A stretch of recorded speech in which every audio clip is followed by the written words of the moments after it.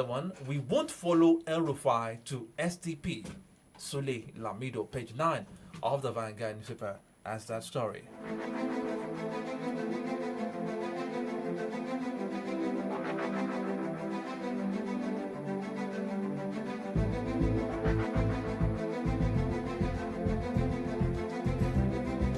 Moving away from the Vanguard newspaper, looking at the Nigerian Tribune now, and this one says ex-SGF, ex-minister among promoters of coalition to challenge APC, page 40 of the Nigerian Tribune has that story. Gunmen abduct businessman, wife, daughter in Ondo, demand 20 million naira ransom. And the biggest story on the front page of the Nigerian Tribune this Monday morning says SDP Sule Lamido tackles El Rufai, and riders under that caption, if PDP is struggling today, it is still the party that nurtured El Rufai. If he claims PDP is dead, then he must remember that it is the party that gave him the political foundation. Whatever he has achieved today, PDP made it possible. That is Sule Lamido responding to El Rufai, trying to woo him to come to the SDP. Away from that, police inspector kills self in Ogun. Kabira Kambi is Supreme Court Chief Registrar. And another one, pressure to impeach Plateau Speaker thickens. Let me look at this one now. NDLEA intercepts cocaine opioid shipments in prayer beats others. I mean, concealing cocaine and prayer beads. I mean, the rosary and the tasbih used by the Muslims.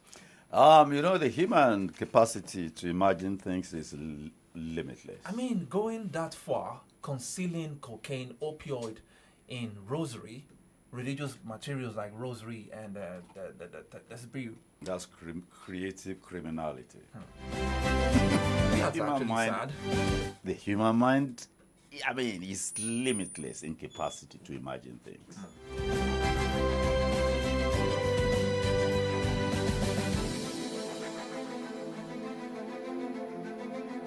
Taking a look at the Punch newspaper this Monday morning, I have this one saying, our subsidy removal, tension worsen Niger's fuel scarcity. And rider, fuel marketers decry closure of stations at border towns. Citizens demand more Nigerian goods. Away from that, budget letter. Rivers Assembly differ. Fubara urges House to reconvene.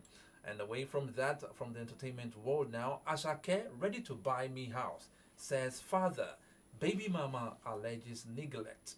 Pages 4 and 5 of the Punch newspaper has that story. And another one, governors lobby Tinubu to block LG direct payments. That's interesting. I mean, governors trying to lobby the president to block the local government direct payments. Let's see how it goes. By the Supreme Court. 59 killed, 155 hospitalized in Macedonia nightclub fire. Very sad. Very sad.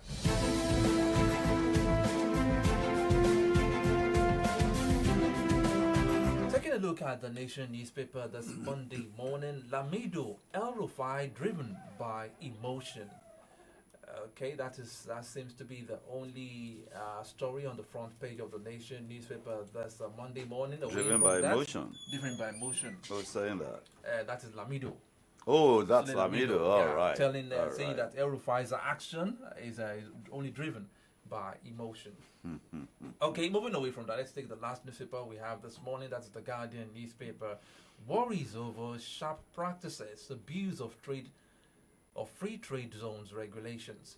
2027, Wike others affirm support for Tinubu's second term amid growing opposition. Let me take that again.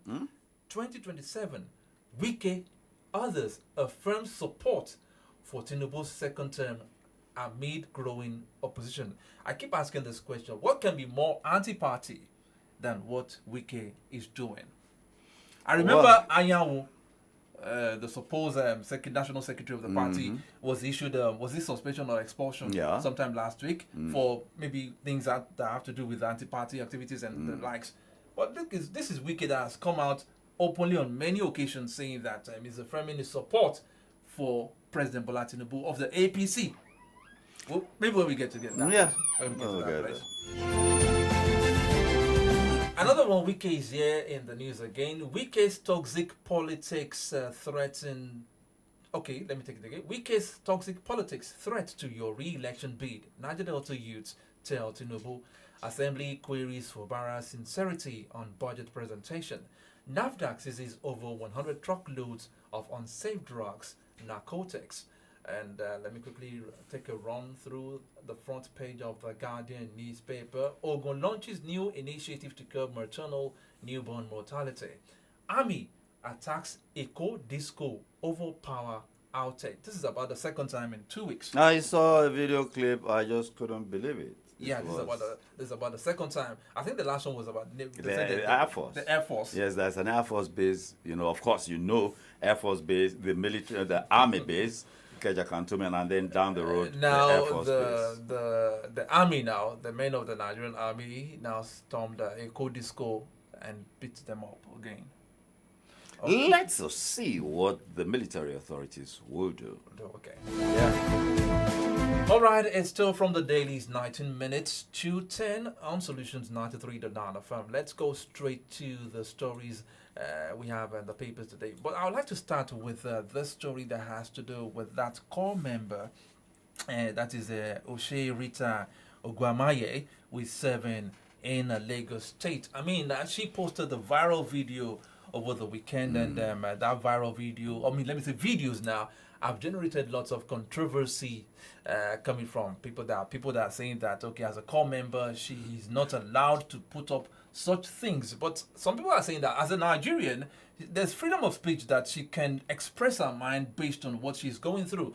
And on the front page of the Nigerian Tribune, the story is there: FG must stop threatening Nigerians for criticizing government. So saying that Amnesty International. Okay. For the sake of now some Nigerians listening to this program now that have not really heard what the girl had to say in the viral video she posted, let's take a listen at the videos she posted that's generated so much controversy. It's still from the Dailies and Solutions 93.9 FM. This is Rita speaking in the video.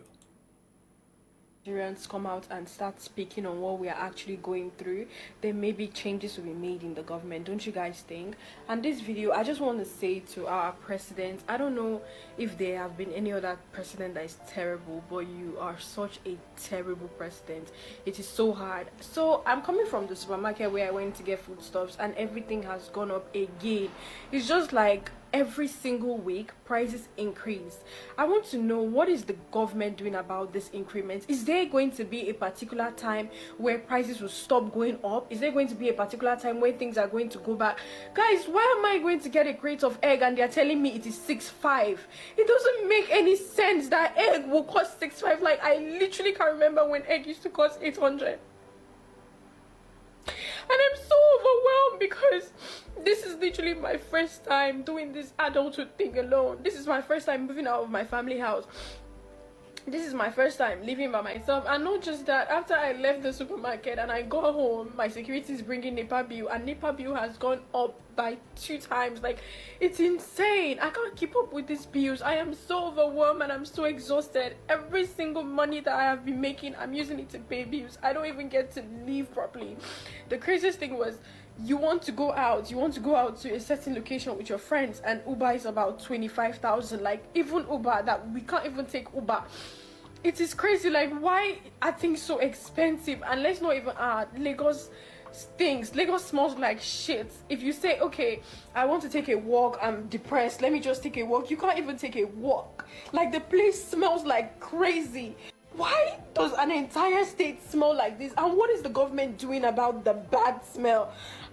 Everything is just so overwhelming. You want to start up a business, and now you have to take a loan to start up a business, and the loan, you don't even know if you can actually repay it, because the business, I don't know, I'm just so tired. Like, why is no one saying anything about it? Being an NYSC copper, there's nothing beneficial about this whole NYSC thing. The money I spend on transportation is just more than the alawi the government gives me. Like, it doesn't, I can't keep up. Like, I'm so tired of this bill and I can't keep up. I am overwhelmed and I'm tired, I'm exhausted. It's too much, and I wish that we would start calling the government out heads on. For example, Tinubu, you are a terrible president. Like, what are you doing to help us? What are you doing to help the economy? You are so terrible. I'm so sick and tired of Nigerians acting like we are strong, and they say, oh, Nigerians, we are actually very strong. Oh, no matter how much they increase things, we still chest it. No, it is not cute. We are cowards. That is a cowardly behavior. You don't stand to ask people, oh, why is this expensive? For example, MTN, what the fuck is it on? Literally, I spent over like 20,000 on data in a week, and I'm not even joking. 1.5 data cannot even last me for an entire day. I have to do 1.5 like 2 times a day, which is like 3,000 a day. It is too much. Like, what are you guys doing about it? Like, what is happening? I'm tired of paying bills. I feel like I don't have anything. I feel like I don't have any achievement to call my own. Every single time that I work hard, All right, call member there, Rita Ogwamaye. That was the first viral video she posted over the weekend that to criticizing government, talking about the ordeals, what she has to go through on a daily basis. But she came up with another video again, saying that after our first video, she got a phone call from what do they call this people now? The local government Inspector. local, Oh no, inspector no, no, of, no. What do you call them? What do you call them? the local government inspectors of the NYSC people, they that calling out to put that viral video down. And let's take a listen at that second video too. I made a video talking about the Nigerian government and how terrible President Tinubu is, and I was crying in the video. So 30 minutes ago, I just received a call from the NYSC board, starting with the secretariat before the LGI. And for the secretariat, for the NYSC secretariat, I'm going to attach what she said, some of the things she said, so you guys will hear. Are you normal? I wasn't insulting the president, ma. I was only asking for accountability. Hold down that rubbish you put there. Ma, are you threatening me? Hold down that rubbish. You are not talking to your mate. Ma, she called me and she was shouting and she was threatening me to take down the video. And I'm in my first mind, I'm like, wait, how did they get my phone number? And then I realized that every NYC copper has to fill a file with your phone number and your address. I'm like, these people actually have my house address and they know where I'm staying. And now they have started calling me first to threaten me. It is so bad that you can't even just speak up about the government because they feel like they have chains to hold you. You're already calling me to threaten me. And I will literally attach what she said so you guys can hear. She was telling me that was...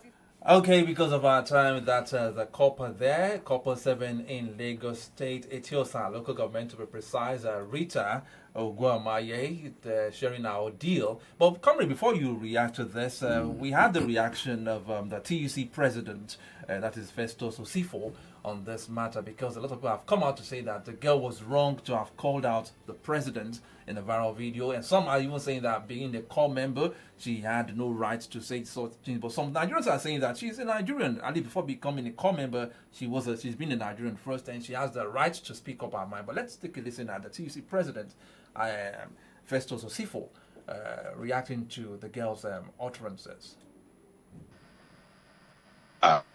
Jeffrey, I think that clearly the constitution of our country clearly gave freedom of speech to every citizen. So for us in TUC, we are strongly advocating for freedom of speech. People should be able to air their views. But also, we should also note as well, it's just as if the fact that I can air my view, I cannot walk into your station, Jeffrey, and I will start raining abuses on you. Yes, you are not a public servant. But public servants should also understand that Nigerians are passing through pain. So even if we come out and abuse them, I've listened to the president. The president has said that, oh, you can come out and abuse me. So it should not just be in words, it should also be in action. So as citizens, when people are frustrated, when someone cannot eat, when you are doing 010 or at times even 000 in terms of meal, you will become frustrated, you will become agitated. So you could come out, but maybe the only place you could have your evening meal, it's going to Facebook. To post some things there. I mean, hypothetically, that could be your meal for that evening. So they should also understand. They have to develop this resilience to understand that people are frustrated, people are hungry, people are tired. So if they decide to vent, I strongly believe that the government should see this as should not personalize it and come after such individual. Imagine a young lady carrying out her NYSC function. What does she really have to do to bring that government? So it is about personal frustration that she has aired. So I think that the government should be, they have to persevere much more. They have to be much more tolerant, and they have to have this deep level of patience with Nigerians, because people are passing through a lot as it stands today. So TUC president there, Festus Osifo, reacting to the call member Rita's utterances on the viral video. So, Comrade Ayodele Achope, let's have your take on this issue. Well, this gentleman is Osifo, and he's a labor leader, a union leader. And of course, he didn't say law and order should break down. But let us, I love to contextualize things. Who is this girl? The girl is a member of the National Youth Service Corps, right? Yes. Uniformed organization. And you see, life is not a one-way street. When there are rules of engagement, and I empathize with her. The pain, the economy, in quote, as they say, is inflicting on her and 77,000 naira. I want to pick a couple of things. Somebody's even shaking her head here that it's not even 77,000 naira yet. So you can imagine if it is less than that. Now, what did she say? She said she spends, I want to pick a few things that she spends 25,000 in a week or something on data. Mentioned specifically a service provider, and she does 1,500 and blah blah blah. The thing is gone. No, that is not shrewd. I mean, look, if you spend 20,000, you will get 150 gig. You understand? So why buy in bits and pieces? That's not shrewd. That's not sensible. That's not smart. Why buy in bits and pieces when you can buy 20,000 worth of data from that service provider for, and you get 150 gig? So why buy 1,500 naira worth of maybe 5 gig? You understand? That's not true. She writes around. I am told from investigations that she lives at Lekki, and her primary assignment location is somewhere around Yanokwaja, and she writes around in Anuba. Just this last December, I was somewhere around oceanography, marine research on VI, that's Amadebelo way. And I was going to go back to Ikoyi, and I called Uber. And the Uber said, I think the 13 or 10 or so thousand. And I said to myself, hey, boy, let somebody take you to the main road, Bar Beach bus stop in front of the police station. And I took 1,000 naira cab, you understand? I mean, all this, how can you as a copper, even if you're earning 77,000, even if you're earning 300,000, even if you're earning 500,000 naira in Lagos, you take a Uber from Lekki to Yanokwaja and back and forth. That's outside, other movements.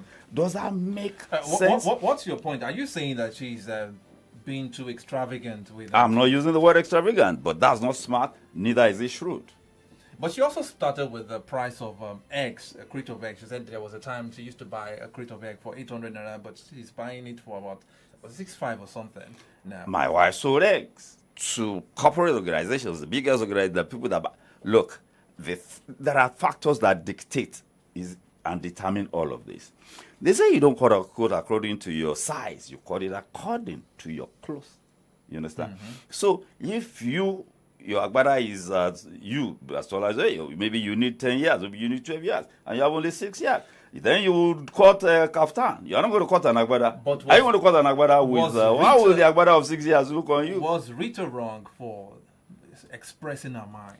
No, you are at liberty as a citizen. The right of so what is there? Because now within the context of the National Youth Service Corps, there are bylaws. Look, you put on that uniform. You earn some respect, and by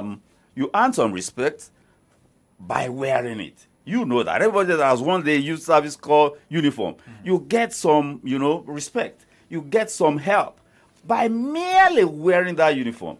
And life is not a one-way street. You see, you give and you take. If you're expecting, no, life is not like that. You pay your dues. And let me read to you some of the bylaws. And as an NYSC member, it is crucial to avoid making disparaging or insulting remarks about the state you are serving in, as it is a violation of the NYSC bylaws and can lead to disciplinary action. Here's a breakdown.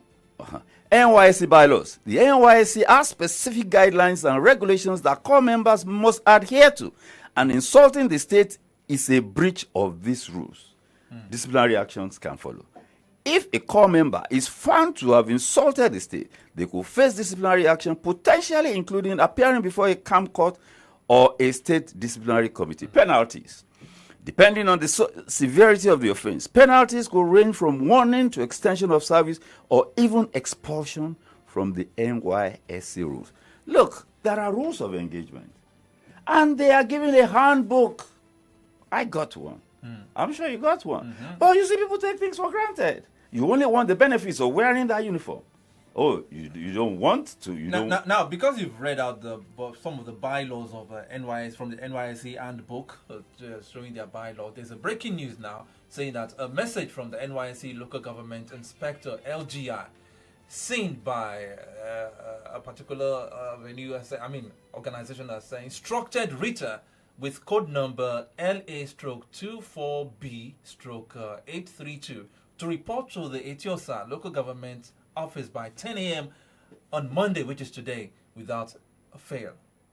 There are structures in place. NYSC someone. Yes, there are structures. You know, everybody, local government, you're under a local government. You have a local government coordinator or something. It has been like that, not be today. It was like that when I was a core member. There was somebody in charge of the local government, a core member like you and I. In fact, now, they have broken it down. There's an NYSC officer at the local government level now. I used to know one guy because I relate with the NYSC very, very well. Somebody who used to work in the state secretariat here was in fact the PA to the state coordinator. The last time I spoke with him, he said now he is in a particular local government, heading the local government office. Not just we used to have a copper who was coordinating at the local government. Now they have a staff of the NYSC at that local. Look, structures. People should not take things for granted. When you put on that uniform, you get help. I think you can even ride in some of in public transport, state transport, all of that. You get some concessions. In River State, I got free ride. Oh, really? You got concessions? Yeah. Even if and you think, dongle boot. And let me tell you, when they tell you something is free, nothing is free nowhere. Nothing. You either pay before, during, or after. That something is free in life, forget it. Okay. So maybe should we say that settles the fact that she's not being criticized for coming out as, because Amnesty International is perceiving it that it seems the federal government is trying to gag Nigerians from. I think it is important that the scripture says that find out the truth. And the likes of Atiku saying that she's in the mood of Sambo, Gambo Sawaba, and Fumilayo and Kuti. Those are politicians and they are politicizing. Trying to leverage on. Oh, yes, mileage. Okay. Mileage. All right, it's a minute to 10 on Solutions 93.9 FM, still from the Dailies. Let's move to other stories now. Assembly queries for Barra's sincerity on budget presentation. It seems the Assembly is putting orders, great orders, difficult orders for Barra. Well, you see... Because they're accusing him of not being sincere. How do they mean? That he's not being, that he's only playing games with them, that he doesn't want to follow the rules, the laid down judgment of the Supreme Court. But there was another panel, comrade, that came out sometime last week to question the outcome of the Supreme Court. A panel? Which panel? There was a kind of judicial panel, set up by well, I think it was more of an independent panel, but they point out some loopholes in the judgment of the Supreme Court. People, we joke too much in this country. You see, how can the Supreme Court give a judgment? It's not the first time. Hello, I think we have a call. Hello? Hello? I'm not sure whether the call is for us. Hello? Okay. We play too much. A Supreme Court of the land gave a judgment. and some people are setting up a panel and finding loopholes. So where are they going to send their own case? To God's court, or to the Privy Council, or to the... I don't get... I mean, that's... finding loophole. Look, a reputable judge of the Supreme Court once said that the Supreme Court... I can't remember that quote exactly now. He said the Supreme Court is supreme, not because it is infallible, but because it is the Supreme Court. You understand? Yes, that means they recognize the humanity, you understand, and the frailty of individuals, even in sitting in a court called Supreme. But the mere fact that it is called Supreme makes it supreme. That is all. No arguments about that. On very, very rare occasions, the Supreme Court reviews its own judgment. Very rare occasions. You will recall that the few times that high-ranking members of the bench have gone to the Supreme Court to query the Supreme Court. I remember a particular case I interviewed Baba Febabalola in Ado-Ekiti about that. The Supreme Court reprimanded here Baba Febabalola, and I think I can't remember, reprimanded them in very scathing and uncomplimentary language, and even placed a fine of 20 million on them, you understand, for daring to, come back to the Supreme Court for an interpretation of his judgment, you understand. So all these people setting up panel, what panel? Panel of what? And then the other issue, you said, they say the man is insincere. I don't get what they mean by that. The SSG wrote, you understand? They said it wasn't following protocol. I can't understand if the SSG will write the State Assembly or the SGF will write the National Assembly to inform them that the president or governor is coming to address them. You understand? And you see, and the man, you say a man is insincere. SSG wrote, you said it wasn't proper. The governor now wrote and signed by himself. You said, and he gave a date and hour. You said he's insincere. I don't get it. In whose interest is all of this? In whose interest? And the governor has come out on many occasions to beg them and say that he's ready for reconciliation with them. He's ready to do whatever they want. That's not even reconciliation. It's not reconciliation. It's simple obedience. Obedience to the law. You should not talk about reconciliation. When there was room for reconciliation, the man started a war. But Fubara seems to be calm now than he used to be. Oh, really? Yes. Yes. The dynamics. I mean, the man started a war he was not prepared for, not even a battle. I mean, it was responsible. The bombs, explosives were let off in the assembly. After that, he went there and demolished the place. But don't you feel, with the situation of things, don't you feel that the members of the House, that means the Amawule-led House, are overdoing things? Because it seems from their body language, they just want him out. They just want him to err so that they can have... He already erred. He already committed constitutional infractions. But he's trying to retrace his steps. He was at the House last week. He was locked out.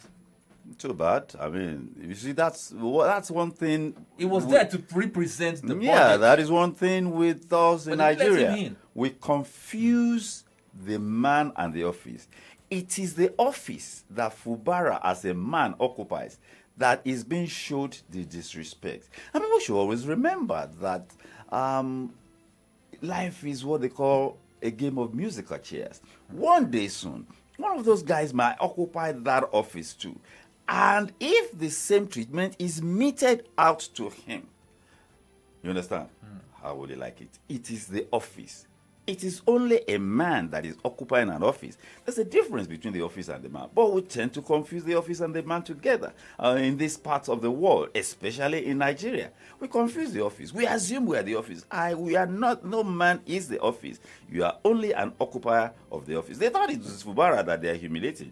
No, it is the office. Okay, still talking about Rivers crisis. Wike had, Minister Wike, the FCT minister, had a media parley last week, and he made some utterances, and one of such utterances he made was towards the Niger Delta people, the Ijo people, saying that trying to I don't want to use the word rubbish them, saying that they are inconsequential.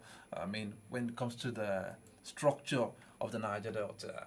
And there is a story reaction to that. Wike's toxic politics threat to your re-election bid. Niger Delta youths tell Tinubu. So what do you make out of that?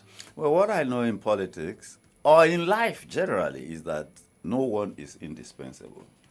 And if you want, I'm sure you remember the things that. oh yeah, I'm just trying to put it in context. Please don't play that wicked thing again. Somebody told me that if you want to know how indispensable you are, just fill a bucket with water and put your hand into it, and then pull it out. It says the measure of your indispensability is the hole that will be left in the bucket of water when you pull out your hand. And there is no hole there. No hole is left behind. So, look, it's like a military formation is marching on, and then one of them drops, either drops for whatever reason. They will just restructure the formation and march on. They won't even look down or look back. They won't even look down. They won't even look sideways. If he's going to fall on one, they just elbow him and the formation moves on. You understand? If you see a convoy, if anything happens, the thing just moves on. You see, I don't know to what end.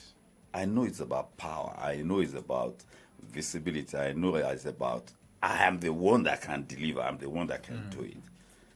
Are you going to do it by yourself? I don't, Wike is an abrasive character. He's a man that lacks, a man that has reading from the local government or from collecting, as it has been alleged, and he has not denied that he has been collecting, what do they call it, motor parks in Port Harcourt. He rose to become the chairman. He became the chief of staff. He became minister. He became governor. He's now minister. For God's sake, and a legal practitioner. And his wife sits on the bench, I think in the appeal court. Come on, this man should show, if he does not want to respect himself, he should respect his wife. Sitting on the bench of the court of appeal. And you are there holding media party, raving and ranting. And the office he occupies currently as a federal minister, member of cabinet, and he sits there and people are wondering, who is this? A lot of people have come out to say that President Bola Tinubu should caution his utterances, that he's overdoing things, and the way he's been, the utterances he's been making in the papers and in the public spaces. I've been assured when the Lagos drama started, and I asked somebody I thought I should know. They said, Alaye will leave them, let the matter play out. The matter played out. And when the whole thing played out, he now called them to Abuja. You saw what I mean? Yeah, the matter, when the man didn't say a word. The only thing I sensed was that when the GSA went to Abuja the second time, you understand, after he had apparently issued instructions, and the GSA was not able to enforce his instructions. The second time they went to Abuja, they were unable to see him. And of course, we raised another team that went and those things. And when the matter played out and order in quote, his own order was imposed, called all of them, and he spoke as the God. He's not God the Father, as the Godfather. He spoke as Godfather. And they came out saying, hey, on your mandate, we stand. So I'm told, I reassure that Tinubu will stay there and let all of this play out and let everybody exhaust themselves. But this weekend we're talking about seems to be working both night and day for Tinubu. Because now he's working for himself. He's not working for Tinubu. No, I don't. Why do you say he's working for himself? I mean, looking at the Guardian this morning, it's a 2027 Wike others affirms support for Tinubu's second term amid growing opposition. Yeah, he has said it many times that he will pitch his tent with Bola Ahmed Tinubu of the APC, despite being a strong member of the PDP. He's pitching his tent with himself. I mean, it is only that it only happens that Tinubu is the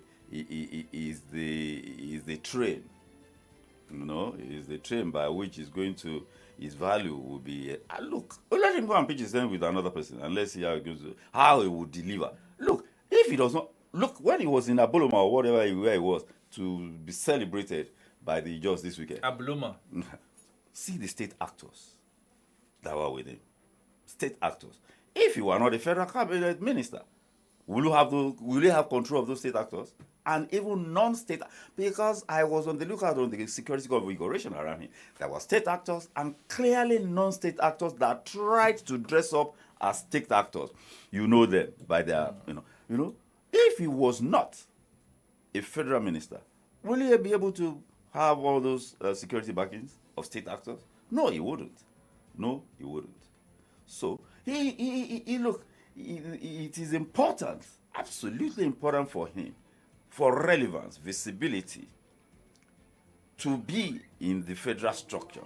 You understand? If he was not holding the public office and a strategic ministry like that, and seemingly working for the president, the man is working in his own interest. Now let's but working in his own interest, he is pitching his camp with the president because the president is the biggest customer available. Now, I asked you a question earlier on that said, why is Wike untouchable in the PDP, despite all this public utterances affirming his support for Bola Ahmed Tinubu? You and I know that the owners of PDP, and I mean every letter in that word owner, the owners of PDP are currently sitting back and just watching.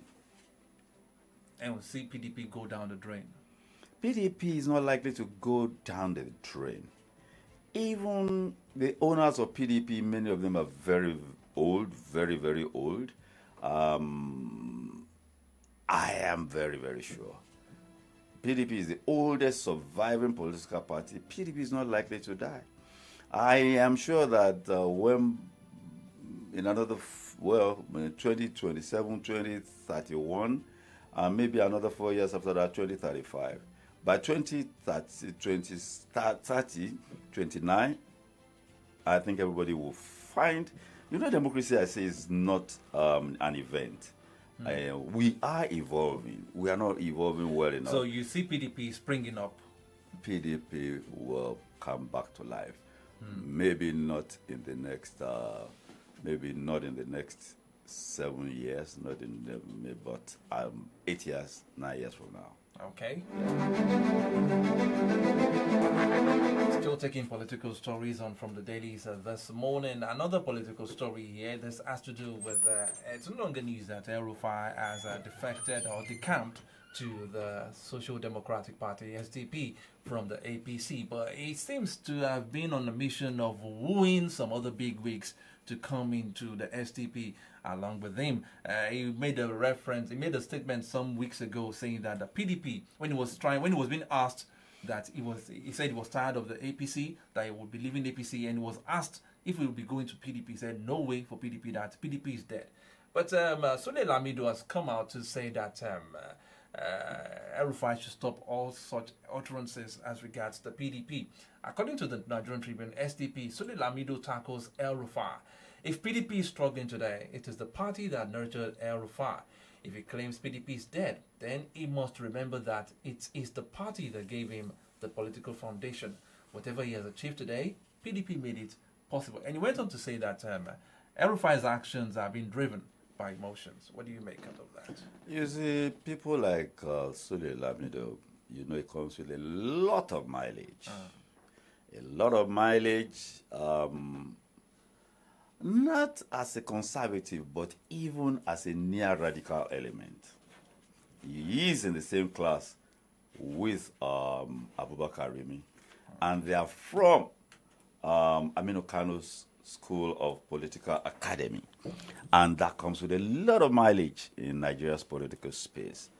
And these are consistent. You will see, if you look at the configuration of PDP, you will see that there are the centrists. There are the left of the center elements. And there are right of the center. The things we call factions in political parties in Nigeria, they are not factions. What are they? They are tendencies. I don't like that thing that people call factions. Well, in Nigeria, they call it factions. They are not factions. They are tendencies. The centrist, the right of the center, and the left of the center, every major party that is a political party has it. Check out the conservative, the so-called conservative party in England.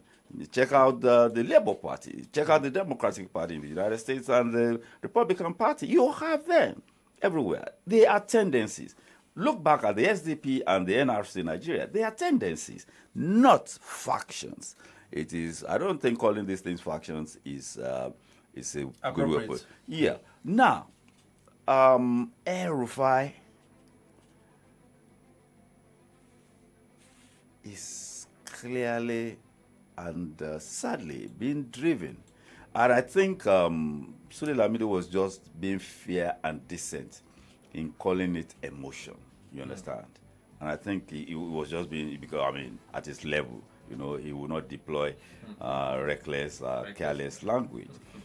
Calling it emotion is even, you know, but even that's a huge negative, and it's a red flag that a man of El-Rufai's stature, in private he was a made man in the private sector before he came into the public space, will be driven by emotion. That's dangerous. That is dangerous. And all sorts of things have been thrown at El-Rufai. What did he mean by El-Rufai being driven by emotion? If you want to break it down or mask it, it's simply saying that El-Rufai is being driven by the humiliation he suffered during the That means we nomination can process. still say that El-Rufai is truly sulking from the fact that he was dropped from the ministerial cabinet. Well, El-Rufai placed that blame squarely at the door of the president. Or right on, not even at the door, he placed it right on his table. But yes, he may be right in the sense that the buck stops on the president's table. If there was any shenanigan ongoing, he could have called them to order. You understand? But he did not. He did not, and you know, the president, just like I said earlier, he allows these things to play out, and politics sadly overrode the usefulness of El-Rufai. You understand? El-Rufai will have been useful. You understand? Let the man, you called him. You called him. It's not nice. You called him. You gave him a mandate. And you gave him a ministry before even nomination processes. You said he should go and find the solutions to the power problem. The man did his leg work and produced a 7-year exit plan for Nigeria from darkness. And then some people thought that if El-Rufai was made minister, he was going to step on, not just on toes, he would step on heads, and he will succeed with that assignment. And that will put him in good stead to probably succeed Bola Ahmed Tinubu. And those with presidential and vice presidential ambition. Ganged up. Yes. And they dusted security reports. Not that they cooked up, they dusted security reports that had always existed against El-Rufai. So truly, El-Rufai feels betrayed deep inside I think by the president, that Bola Ahmed Tinubu betrayed him he by said, succumbing to the pressure, the underground he pressure. said he didn't want him in his cabinet. It's very, I don't know why the man is taking the thing so personal. It is, I find it very worrisome. And you know the danger? When you are driven by emotion, like Sule Lamido said, it could be self-destructive. It could be self-destructive. You are not going to be seeing clearly if you are seeing at all. Okay, so you spoke about being worrisome. There's an issue that seems to be very worrisome now. Virtually all the papers have it this morning, talking about the businessman in Ondo, his wife and daughter kidnapped. And I read through the story. I read that they were kidnapped at the entrance of their residence. Now the abductors are demanding 30 million naira as ransom. Let me read this, a part of it. Akure abductors of a businessman Tope Faji as his wife and their daughter in our Ondo State have demanded a ransom of 30 million naira for their release. Recall that the victims were abducted in front of their residence along Ikpele Road or in our local government area of Ondo State. Reading further, family sources said the kidnappers initially demanded ransom of 30 million naira but later reduced it to 20 million naira. Since then, there have been no further communications from the kidnappers. The federal government once said that no to ransom, Yeah, that's what government will say. that it is illegal to pay ransom to kidnappers if your loved ones is being kidnapped. I can assure you they For will how pay. long will Nigerians fold their arms and watch their loved ones being picked up by abductors and demanding ransom? And to look at the fact that this kidnapping business is becoming one of the most lucrative criminal business. Damola, Nigerians should understand, and not just understand, and act on the fact that security is not the sole responsibility of the security agencies. So, Number one, security is underpinned by intelligence. And this thing we call intelligence is information. The security agencies do not, and I repeat, do not manufacture information, do not manufacture intelligence. Intelligence comes from the public. okay. The only source of intelligence is the public, and the public means you and I. And yes, there is a challenge of people interfacing. By saying that, are we not pushing the blame on we, the citizens? No, certainly not. Because- No, wait a minute. Not pushing the blame. We have to understand what. You see, when we start blaming the state, and when I say the state, I mean the Nigerian state, be it federal or local government or state, we are blamed. When we blame the state and hold the state responsible for our security, you understand, our safety and security of lives and property, we should know that this thing we call the state is not an inanimate object. Okay. The state is constituted by you and I Okay. and them. You understand? So we should get it very, very clear.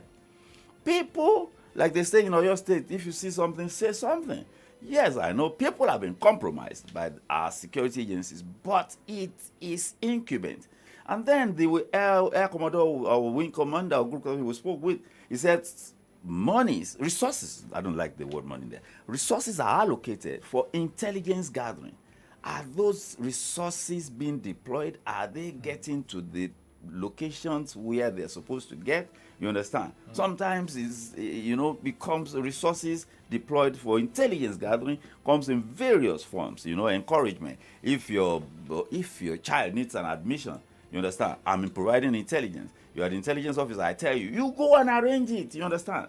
Things like that. But comrade, my concern now is we've been talking about this for over a year now, the spate of kidnappings. I mean, and I think the relevant authorities are taking it with kids' gloves. Really? Why do you say that? Because, I mean, gone are the days when people are picked up on highways. People they come into their houses, knock on their door, and abduct them. And they do it in such a way that they even handpick the members of the family they want. Do you have a? I mean, have you read the report? It is the audacity for me. Have you read The confidence Wait a these minute. Have you criminals read have. the report of how this kidnap occurred? Have you? There must have been trailed. There must have been information. You don't even go on a bag snatching operation without reconnaissance. So, what is leaving these loopholes that these kidnappers, the abductors are leveraging on? I can tell you that even sometimes people's lifestyles attract people's lifestyles. Okay. People's lifestyles attract criminals, attract those who think that these are vulnerable. You have to be vulnerable. You have to be in a vulnerable location. It is your vulnerability that criminal elements will play on. You understand? Lifestyle. How do you move? How do you disclose your movement ahead of time? You're talking to people. I will be in Elisha tomorrow. Oh, by exactly 9 a.m. I will be there. I will take the normal route. No need. I mean, people should, all this careless. Somebody was telling me, I used to walk every other day, maybe 5.86 kilometers straight. And somebody told me, he said, How do you do that? I said, I come to my wife. I said, what kind of nonsense is that? You are walking every morning, every other day in the morning and night with your wife. I said, if you want to die, go. You walk alone or don't take your don't take your wife. I said, what if the two of you are abducted? Because what kind of careless thing is that? You understand? Little things like that. You won't think people are watching you. But people, you can never know. People are moving around doing reconnaissance. They meet you on that road at 6 a.m. today. They meet you 6:10 tomorrow. They meet you 6:05. You're already predictable. You're predictable. The same route. You understand? So all these things, we must be conscious. People are not security conscious. Me, even within our compound, I cannot open our front door and get out within the compound without locking. It's not possible. It is programmed in my head. That's the way I'm just programmed. I cannot step out of our outer door. I don't mean the gate. I cannot step out of our house, apartment, into the compound without locking the door. It's not possible. It is not just possible. By the way, I've been programmed for decades. You understand? How are you going to do that? So what if somebody is looking around in your compound and then as you step out into and then goes into your apartment and hides, and you probably have a guest toilet in the little room, nobody uses it, and it stays there overnight. You understand? People should, all these basic security things, people take it for granted. State is to provide and secure. It's the state manufacturing intelligence. We should get serious. All right, comrade, our time is fast spent. Thank you very much for being a part of the program this morning. My pleasure always riding with you and on this platform. All right, that's the wrap for today. We will be back again tomorrow morning for a fresh edition of From the Dailies on Solutions 93.9 FM. My name is Ade Damala Lafewa. Do have a very fruitful day. Good morning once again.